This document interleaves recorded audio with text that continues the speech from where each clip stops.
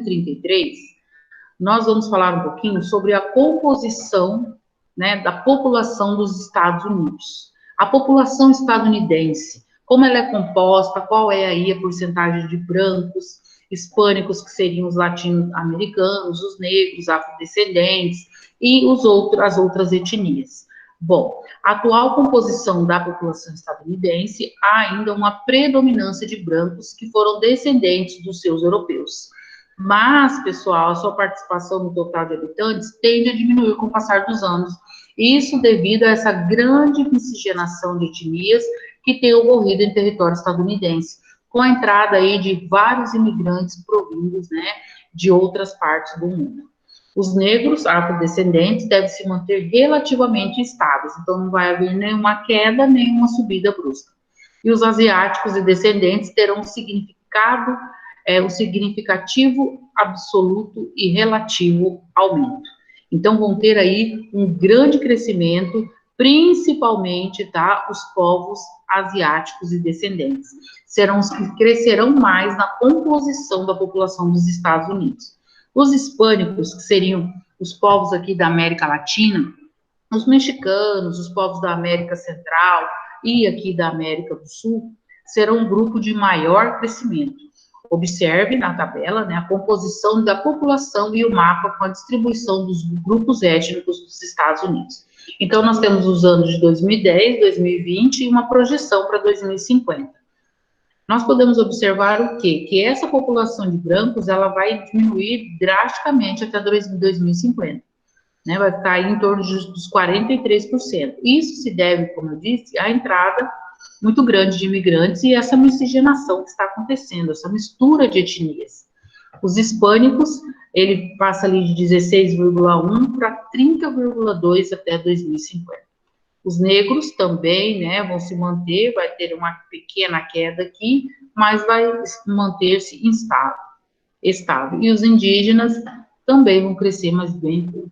Asiáticos também terão um leve acréscimo, povos do Alasca e os mestiços, que também subirão um pouco. Então, a população mais expressiva, ok? Não precisa grifar aqui não, mais expressiva vão ser aí, o crescimento mais expressivo vão ser os hispânicos, os latino-americanos.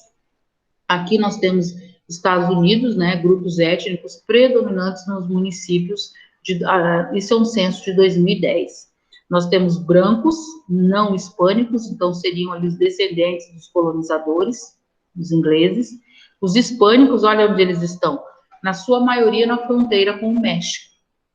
Okay? E aqui, ó, né, na Flórida, onde nós conseguimos ver o quê? Que existe uma maior concentração dos hispânicos, povos da América Latina.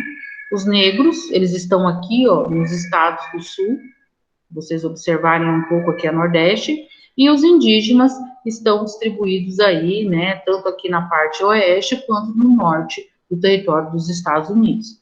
Então, a grande concentração de latino-americanos está justamente aqui na fronteira com o México. Às vezes, essa imigração é imigração ilegal, e eles acabam ficando aqui, né, próximos da fronteira. O mapa da distribuição de grupos étnicos dos Estados Unidos evidencia o quê? A predominância de diferentes grupos conforme as regiões que habitam. É fácil perceber que a maioria dos municípios predominam os indivíduos brancos de origem europeia. Então, nós temos aí a maior predominância do branco ainda.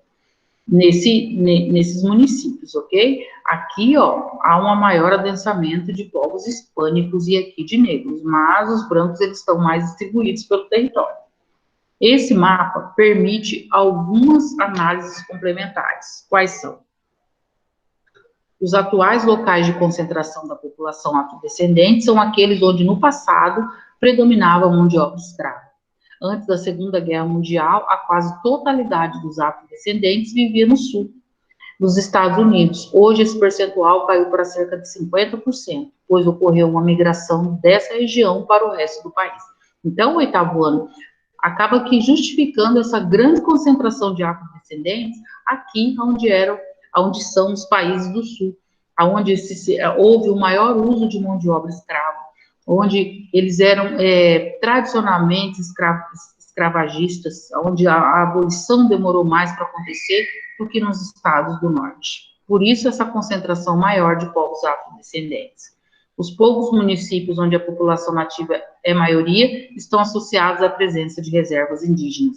Então, quando ele fala indígena, aqui são reservas e são povos que já estavam no território estadunidense quando o colonizador chegou. Os hispânicos, seriam os latino-americanos, concentram-se nos municípios, foi o que eu disse para vocês, próximo à divisa com o México, reflexo da maior participação dos imigrantes dessa nacionalidade nesse grupo. A extensa fronteira é de difícil controle e acaba permitindo a passagem clandestina. Então, foi exatamente isso que eu falei com vocês, quando eu disse que a maioria dos hispânicos acaba se concentrando nessa área, justamente por ser próximo ali à fronteira, e às vezes eles entram de maneira ilegal nesse território. Bom, aqui ele fala um pouquinho sobre as questões do direito civil, né? Tem aqui uma foto de Martin Luther King. Ele fala aqui que até a década de 1950, os afrodescendentes estadunidenses não tinham direito a voto. Então, pessoal, até 1950, os negros não tinham direito a voto. Olha que absurdo. Eram segregados socialmente e compunham a parcela mais pobre da população do país.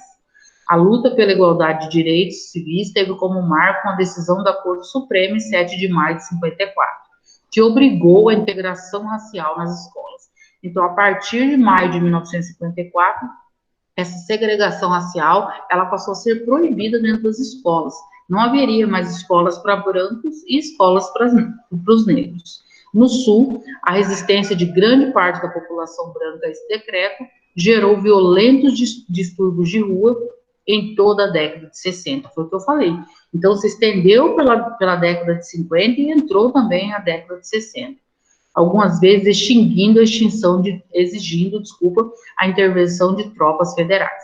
Em outras regiões, embora essa parcela da população evitasse manifestações explícitas de preconceito, os afrodescendentes eram segregados na disputa por empregos, no acesso ao voto, na compra de imóveis, nos restaurantes e nas escolas. Uma parte dos movimentos dos direitos civis defendia a ampliação dos direitos sociais pacificamente, por meio de discussões no Congresso, pressões sobre a Corte Suprema, obtenção de apoio de intelectuais, discursos políticos, passeatas, pregação religiosa, etc. A reação das camadas dominantes a essas manifestações criou um conflito racial que culminou no assassinato do líder negro Martin Luther King em abril de 68. Então, Martin Luther King, ele é um grande ícone dessa luta contra a segregação racial. Ele recebeu, inclusive, pessoal, o Prêmio Nobel da Paz em 1964 e foi assassinado 4 anos depois. Nessa foto, né, ele se dirige a uma multidão que realizou a marcha sobre Washington por trabalho e liberdade. Marcha pacífica pelos direitos civis dos negros, realizada em 28 de agosto de 1963. Ok? Então, nós podemos ver o quê? Que a maioria da população dos Estados Unidos, né, ela vai ser formada aí, vai ter um grande contingente de brancos, seguido aí dos hispânicos, que seriam os povos de origem da América Latina, certo?